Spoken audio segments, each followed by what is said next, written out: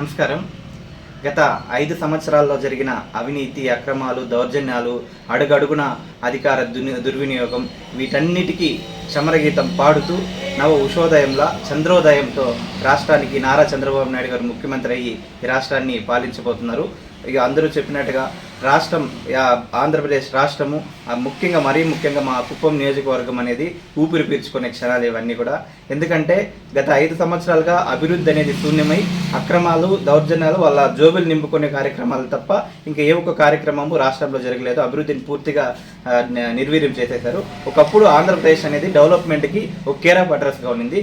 ఇప్పుడు రౌడీజానికి వీళ్ళు 5 సంవత్సరాల జగన్ పరిపాలన కానీ వైసీపీ పరిపాలన రౌడీజానికి కానీ అక్రమాలకు కానీ కేర్ ఆఫ్ అడ్రస్గా మార్చారు. సో వీటన్నిటినీ కూడా ఈ చంద్రబాబు నాయుడు గారు సమరగీతం పాడుతూ వాటన్నిటిని పోగొడుతూ రాష్ట్రాన్ని అభివృద్ధి పరంలో నడిపించడానికి కొత్త ప్రభుత్వం చంద్రబాబు నాయుడు గారు వచ్చారు.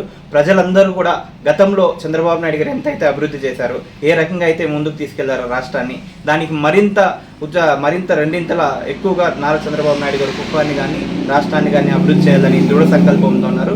ప్రజలందరూ కూడా ఆ క్షణాల కోసం ఎదురు చూస్తున్నారు. వీటన్నిటిని నెరవేరే క్షణం 12వ తారీఖు నాడు చంద్రబాబు నాయుడు గారి ప్రమాణ స్వీకారం ఎప్పుడెప్పుడు జరుగుతుందా, ఆయన పాలన ఎప్పుడు ప్రారంభమవుతుందని కూడా జనాలంతా ఎదురు చూస్తూ ఉన్నారు. అంతేకాకుండా అభివృద్ధి పరంగా వస్తే మా కుప్పం అనే ప్రాంతం ఎంతో వెనుకబడిన ప్రాంతం. మా అందరికీ కూడా విద్యాపరంగా కానీ వైద్యపరంగా కానీ అనేక రకాలుగా ఎంతో వెనుకడుగా ఉన్న ప్రాంతాన్ని నారా చంద్రబాబు నాయుడు గారు ముఖ్యమంత్రి అయిన తర్వాత ఎన్నో రకాలుగా అభివృద్ధి చేశారు. ఒక ఎగ్జాంపుల్గా చెప్పాలంటే మేము గతంలో నారా చంద్రబాబు నాయుడు గారు ముఖ్యమంత్రి కావాలనే ఉద్దేశంతో మేమందరూ కూడా ఒక సైకిల్ యాత్ర నిర్వహించాము. దాంట్లో భాగంగా నియోజకవర్గం అంతా తిరుగుతున్నప్పుడు చంద్రబాబు నాయుడు గారు ఏమైతే అభివృద్ధి చేశారనేది నిజంగానే మాకు చూస్తే కళ్ళు తిరిగినాయి.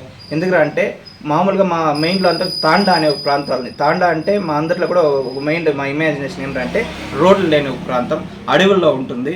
ఇలాంటి ప్రాంతంలో మనం వెళ్ళాలంటే సైకిల్ యాత్రలో ఎట్లా వెళ్ళాలి, ఆ తాండాలు అవన్నీ చూస్తామని మేము ఒక ఇమాజినేషన్తో వెళ్తే నిజంగా అక్కడికి వెళ్ళేసరికి అక్కడ చూస్తే ప్రతి తాండాకి రోడ్లు, బ్రహ్మాండమైన తార్ రోడ్లు కానీ, ప్రతి వీధిలోనూ సిమెంట్ రోడ్లు కానీ, ఆ ప్రతి తాండాలో స్కూల్స్ కట్టించడం కానీ, వాళ్ళందరికీ కూడా ఒక 2 కోట్ల రూపాయలతో ఒక కమ్యూనిటీ భవనం వాళ్ళు పెళ్లిళ్ళు చేసుకోవడానికి అది నిర్మించడం కానీ నిజంగానే మా ఆలోచన విధానాన్ని మార్చేశారు. అంటే ఎప్పుడో చంద్రబాబు నాయుడు గారు ముందుగానే వాటన్నిటిని ఆలోచించి ఎవరెవరికి ఏ స్థాయిలో ఎలాంటి అభివృద్ధి చేయాలని ఆయన ముందుగానే చేశారు.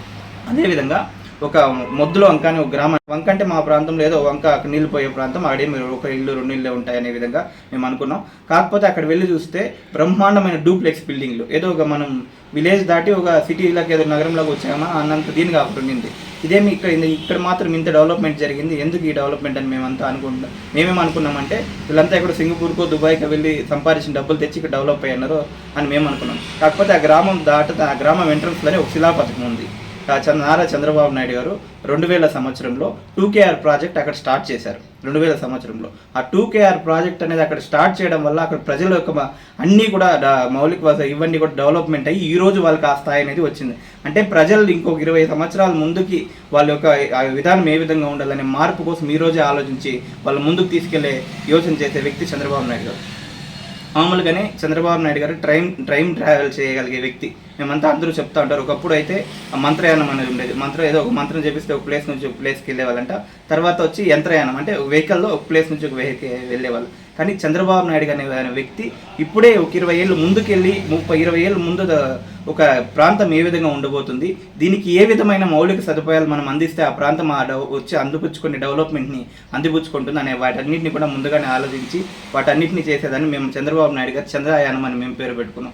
అలాంటి చంద్రయానం చేసి ఆయన రానున్న ఈరోజు మనం హైదరాబాద్ని కానీ ఇంకొక రాబోయే అమరావతిని కానీ చూస్తే హైదరాబాద్ ప్రపంచ స్థాయి నగరం అయిందంటే అది చంద్రబాబు నాయుడు దూరదృష్టి. అదేవిధంగా అమరావతి కానీ కుప్పం కానీ ఆ స్థాయిలో ఖచ్చితంగా ప్రపంచం దృష్టిని ఆకర్షించే విధంగా డెవలప్ అవుతాయి. మా అందరికి కూడా అనేక అవకాశాలు వస్తాయి. ఇక్కడున్న ప్రజలందరూ కూడా వ్యక్తులుగా కూడా ఆ రకమైన డెవలప్మెంట్ జరుగుతుందని ఆశిస్తా ఉన్నాం.